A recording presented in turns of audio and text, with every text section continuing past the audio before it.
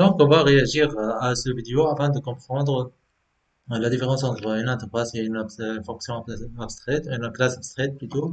Abstract classes can be a really confusing concept when you're learning Java. When I was learning, they were pretty confusing for me. But in this video, we're going to go over exactly what an abstract class is, how you make one, and how you can use one. Donc, il est dynamique. With an example, and why you would want to make one in the first place. We'll also talk about the differences between abstract classes and interfaces. My name's John. I'm a lead Java software Il est en train de se définir. engineer, and I love sharing what I've learned in a clear, understandable way. So if you enjoyed this video, please consider subscribing so you don't miss each new Java tutorial. I also have a full Java course available in the link down in the description if you're interested. So first things first, what is an abstract class? All an abstract class is a class that you can't instantiate. Donc, une abstract class, c'est une classe qu'on ne peut pas l'instancier en un objet. Can't create objects from abstract classes. So what does that mean? Well, you know, if you have like a normal class like this cat class here, if you want, you can create objects of that class. So you can say cat, my cat, equals new cat. But with abstract classes, you can't do this. Par contre, lorsqu'on ajoute le mot-clé abstract, So if I go back into my cat class and make it a public abstract class, if I go back into my main method, I can see that now I get an error here. Cannot instantiate the type cat. And by the way, this abstract keyword here in the class definition is the only thing you need to make a class into an abstract. Donc, la seule chose qu'on a besoin pour créer une classe abstraite, c'est le mot-clé abstract. Probably the first question that comes to mind is, why the heck would I want to do that? Why would I? Donc, il est en train de se demander pourquoi on a vraiment besoin de créer ces classes abstraites. Donc, on crée directement nos classes. Donc, une classe animale, c'est plutôt un concept abstrait. On ne sait pas on ne peut pas définir un objet à partir d'un élément qui est abstrait. C'est pour cela, donc, on doit ajouter le mot-clé abstrait, et puis, donc, on peut étendre cette classe pour définir des classes fixes. Par exemple, le chat, il a défini donc le mot-clé abstrait. Et on peut définir donc une autre interface. Donc on peut ajouter des méthodes. Donc une méthode, une classe abstraite peut avoir ses propres méthodes. Elles peuvent être abstraites ou bien normales.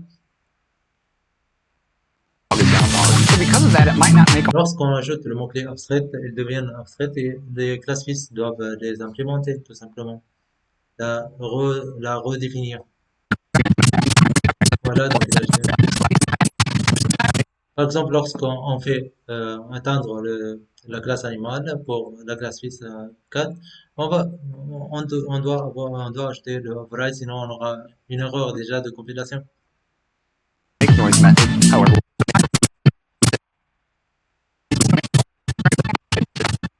Voilà, donc on fait appel à la classe fixe, et donc on peut appeler donc sa méthode, on peut appeler donc la méthode make noise, et donc on aura donc tout simplement euh, l'exécution de de cette méthode. Miaou, comme il a dit. Il les imite correctement.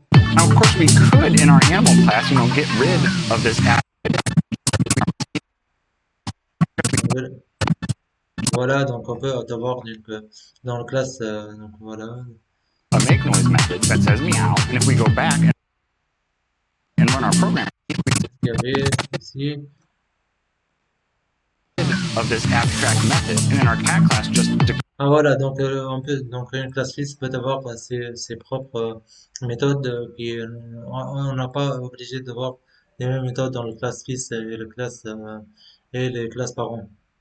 declare a back and run our program again, it still says meow. So why do we need class does as a whole is kind of enforce and organize exactly what every subclass of animal. Donc et là, elle a mentionné l'importance des classes fixes, des classes abstraites. Elle organise ce que les classes fixes doivent redéfinir. Voilà, et les choses en commun entre les classes fixes. Has to have. So this animal class is saying, hey, if you want to create a new type of animal, it's going to have an age, it's going to have a name. D'accord, donc par exemple, l'exemple d'un animal, donc la classe animale, il est en train de mentionner aux classes fixes, aux utilisateurs aux classes fixes, donc si tu as besoin de créer une instance une nouvelle classe de classe fils, elle doit avoir donc un nom, et elle doit redéfinir sa méthode de make noise. And it has to be able to make noise. Every type of animal might make noise in completely different ways, but this makes sure that every single animal type is able to make noise. As a side note though, in your abstract class, all of the methods don't necessarily have to be abstract. You can Voilà, donc on peut avoir donc, des méthodes qui ne sont pas abstraites, donc on peut avoir les propres méthodes d'une classe abstraite qui sont définies dans la classe abstraite elle-même. create actual concrete implemented methods in your abstract classes. So you could have like public void print name. Just print my name. Voilà. Donc on a l'exemple. Animal might make noise in different ways. Every animal is Voilà, donc il est en train de passer à l'interface. in interfaces. You don't need an abstract keyword in your method. Every method in an Donc chaque méthode dans une interface est donc est abstraite par défaut, donc on n'a pas besoin d'acheter ce mot-clé. interface is assumed to be abstract, so you don't need this keyword. As you probably know, if you want to implement an interface, all you have to do is instead of extending Pour l'éteindre, pour implémenter, donc on utilise le mot-clé. another class, you just say implements the interface, which is animal stuff. And now that we implement this animal stuff interface, we have to implement this poop method. You see right now we get an error that says type cat must implement the inherited abstract method poop. And we can just click the suggestion here to add the unimplemented method, print out like sounds pretty poopy. So just like this abstract make noise method made any subclass implement this make noise method, this interface also makes any classes that implement the interface implement this method. So they seem like they're doing the same thing. Donc les classes qui implémentent l'interface doivent redéfinir donc les redéfinir les méthodes qui sont abstraites, sont abstraites. Donc qui sont abstraites. Donc par contre, donc à partir de Java 8, on peut mentionner que on a le default des fonctions. Et donc le mot-clé le default static method. Donc on a donc une définition de la bloc dans l'interface elle-même. Dans ce cas-là, on n'est pas obligé de redéfinir cette méthode dans les classes fils. Dans les classes plutôt qui implémentent cette interface. Right? What's the difference? The first key difference is that you can implement as many interfaces as you want in Java. Donc on peut implémenter n'importe quel nombre d'interfaces en Java. There's no limit. Par contre, on peut étendre qu'une seule classe paire.